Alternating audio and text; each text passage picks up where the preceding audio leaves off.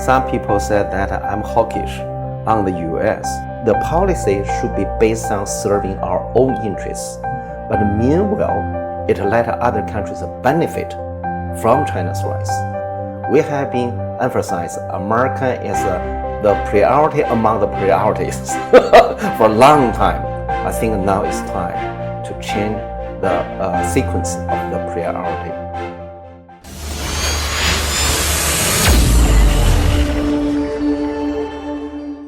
You're watching People's Daily Talk, and today we are very pleased to be joined by Professor Yan Xuetong, Dean of the Institute of International Relations at Tsinghua University.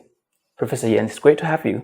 It's my pleasure. First of all, congratulations to your new book, Leadership and the Rise of Great Powers. Thank you. So can you briefly introduce your book? Well, this book is a little bit different from traditional IR theories, and it attributes all of the rise and fall of great powers to political leadership. That means if the leadership is strong in terms of reform capability, and it will make the country grow faster. So this is a theory explains the international change rather than for domestic politics. But how do you define political leadership, actually? Well, I define political leadership in terms of capability of reform.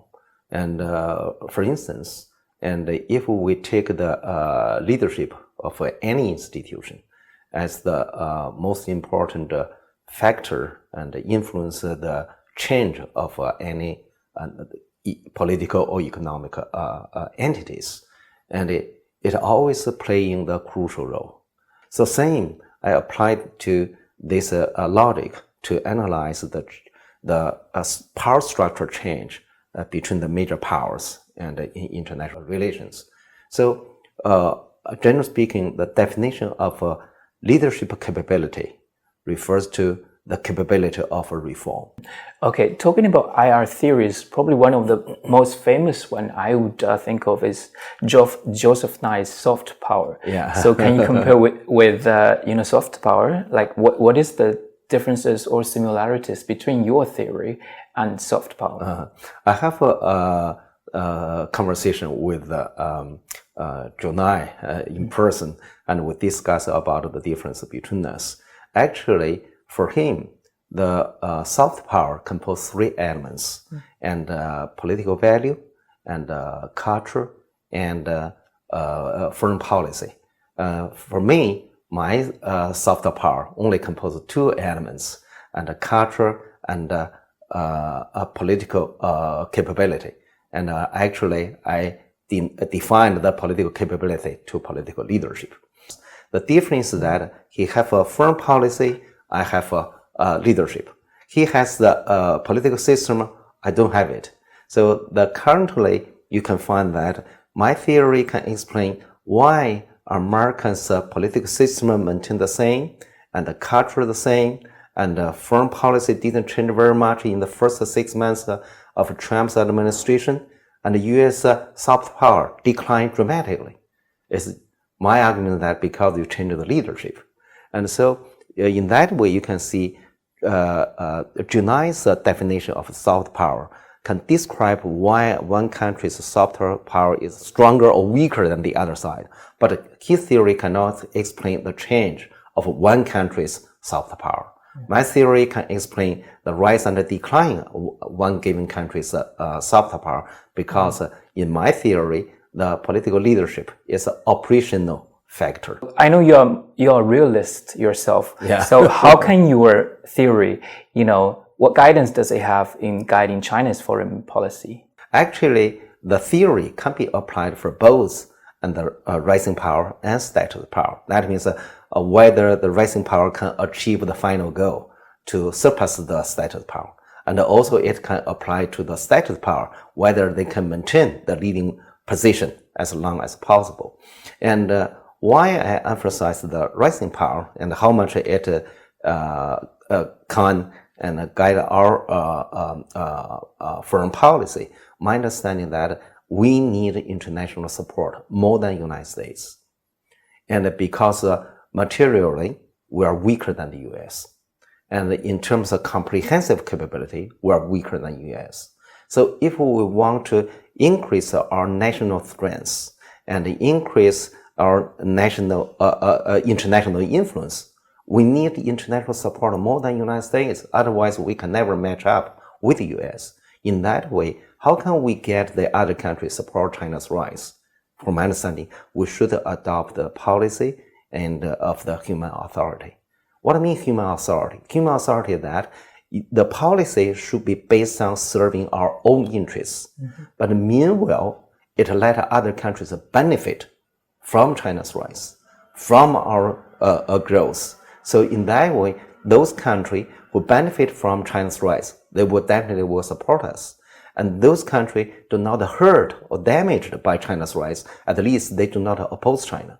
So that means the foreign policy of human authority means that try to hurt other countries as less as possible, but accept the status power. If you ask me about what the concrete policy I will suggest based on the moralist theory, I would suggest that we should give the foreign policy should give the first priority to our surrounding countries instead of the United States.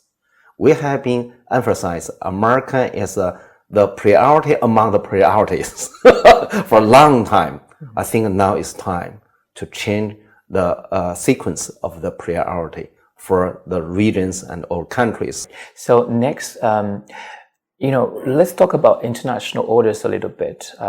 During the past several decades, the rapid rise of China has probably amazed the world. But at the same time, there are also these China threat voices popping up from time to time. Yes. Professor, do you think nations always rise at the expense of other nations? Well, in the history, any country becomes stronger, rising up, it inevitably will bring about redistribution of powers among the leading powers or major powers. This is not based on your will. It's based on the object or law of the nature of a human society.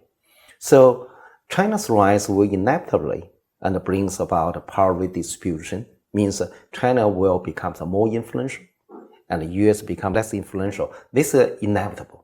Okay, so Professor, currently the international order is largely shaped by the United States.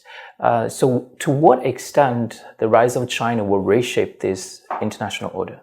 I think China's rise are already reshaping the world order. For instance, based on America's leadership and domination, there's the World Bank is a global financial institute and have most of the financial influence and power.